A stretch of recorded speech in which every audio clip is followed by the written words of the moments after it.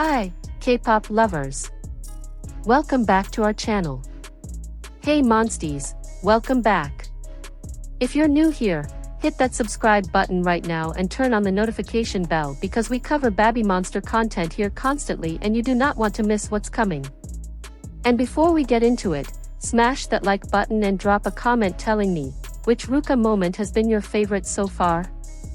I genuinely read every single one. Alright, let's get into it, because something is seriously brewing around Ruka right now and most people haven't connected all the dots yet. Let's set the scene.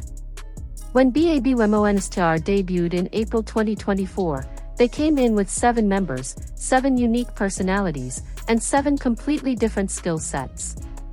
And while every member of this group is genuinely talented, because you cannot survive YG Entertainment's training program for years and come out as anything less, there has always been something about Ruka that makes industry insiders, fans, and even other artists stop and take notice. Born Kawaii Ruka on March 20, 2002 in Okayama, Japan, she is the group's main rapper and main dancer.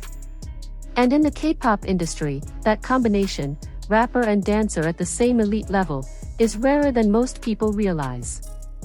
You usually get one or the other at the highest tier. Ruka does both, and she does both with a level of polish and confidence that honestly doesn't feel like someone who's been a K-pop idol for barely 2 years. But here's what the title of this video is really about. In the past several months, something has been quietly building around Ruka that goes beyond just being a BABYMONSTER member. There's a pattern forming. There's momentum. And when you lay it all out in sequence, which is exactly what we're going to do today, you'll understand why I said something big is happening. Stay with me through the whole video because the most important piece of this puzzle comes later, and you won't want to miss it. Let's start with what most people already know but don't fully appreciate. Ruka's history before BABYMONSTER is genuinely unique in the context of K-pop. Before she ever stepped foot in the YG Entertainment building, Ruka was already a professional performer. On March 26, 2017, she debuted as one of the founding members of the Japanese idol group Shibu 3 project under Platinum Production. She was just 14 years old. She performed, she learned the industry, she built real stage experience, and then she made a decision that almost no Japanese idol makes.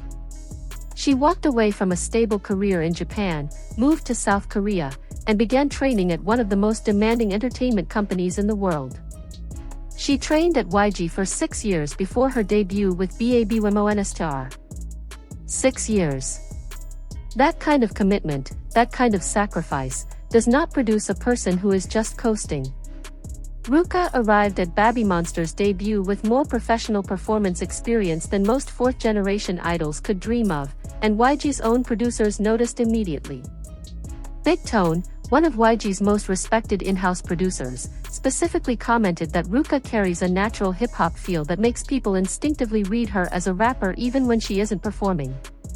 He noted her natural relaxed movements, and praised the fact that despite rapping in Korean, her third language after Japanese and English, she became obsessive about pronunciation accuracy, reportedly improving more dramatically in that area than almost any other trainee he had worked with. Former YG CEO Yang Hyun-suk himself, known for being extremely selective with his praise, never once felt the need to give Ruka feedback on her dancing during the entire evaluation process shown on Last Evaluation. Not once. When you understand how high YG's internal standards are, that detail alone tells you everything. Now, let's fast forward to the present, because this is where things get really interesting. And I need you to think about everything I'm about to say as a pattern, not just individual events. In November 2024, when BABYMONSTER released their debut studio album Drip, one of the album's most talked about tracks was Woke Up in Tokyo, a duet exclusively between Ruka and Asa. And I want you to understand what it means that this track existed. This was not just a fun subunit moment. Ruka co-wrote that song. She has a writing credit on Woke Up in Tokyo, and also on Love in My Heart, from the same album. For a group that had been fully active for less than a year at that point, receiving a co-writing credit on a major label studio album release is significant. It signals that YG is actively investing in developing Ruka as a creative entity, not just a performer. That's a very specific kind of trust from a label that controls every detail of its artist's output. Then comes summer 2025, and this is where the momentum really picks up. Japanese fashion brand WeGo selected Ruka and Asa, specifically those two, not the full group, to be the faces of their summer 2025 campaign. The campaign ran in 2 waves, a grunge-inspired visual set debuting in stores and online on June 20th, followed by a street-style set on July 18th. WeGo released a special commemorative free magazine dedicated entirely to Ruka and Asa. A magazine just for them. That is not a group collaboration, that is a brand looking at 2 specific members and saying, these are the faces we want to build a campaign around. And it's not a coincidence that the 2 Japanese members of BABYMONSTER were chosen for a Japanese fashion brand's biggest summer campaign. Ruka's Japanese identity, her roots, her bilingual fluency, these are assets that YG and partnering brands are clearly beginning to leverage in a very deliberate way. And keep that in mind as I keep going, because the next piece of this connects directly. In August 2025, Ruka appeared at Summer Sonic 2025 in Osaka, one of Japan's most iconic and prestigious music festivals. This is not a small venue fan sign. Summer Sonic attracts tens of thousands of music fans across multiple genres, and BABYMONSTER's presence there, particularly Ruka's visibility as one of the Japanese members performing in her home country, received significant attention from both K-pop fans and Japanese music media. The reception Ruka receives in Japan, the country where she grew up, where she first performed professionally as a teenager, is a different kind of emotional resonance than what any other BABYMONSTER member can offer in that market. And the Japanese music market is one of the largest and most valuable in the world. Now here's where I want you to really pay attention, because this is the part 1 mentioned at the start of the video, the part that ties everything together. BABYMONSTER's brand partnership portfolio in 2025 and early 2026 has been nothing short of extraordinary for a group barely 2 years into their career. They partnered with Pepsi for Asia Pacific, Oreo for Southeast Asia, Kopi Good Day in Indonesia, McDonald's Hong Kong, Google Pixel in Japan, Adidas globally, Vanilla Company, Le Sportsac Japan, and then, the one that really made waves, Uniqlo. On February 2, 2026, BABYMONSTER became the first K-pop girl group in history to collaborate with Uniqlo for their iconic UT collection. The drop was inspired by their hit, Batter Up, and featured 6 graphic tee designs. Uniqlo. The first K-pop girl group ever. That is a milestone that puts BABYMONSTER in a category alongside some of the most commercially powerful acts in global pop culture. And where does Ruka sit in all of this? Right at the center of it. Because every single one of these brand partnerships markets the full group, and Ruka, as one of the 2 Japanese members, is particularly important to the Japanese market activations, which include Google Pixel, Le Sportsac, and the Uniqlo drop itself, given that Uniqlo is a Japanese brand with an enormous domestic following. The brands that are choosing BABYMONSTER are not choosing them randomly.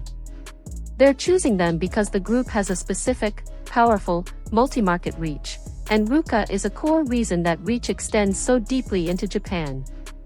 But here's the thing that nobody is saying loudly enough, and this is what I really need you to sit with for a second.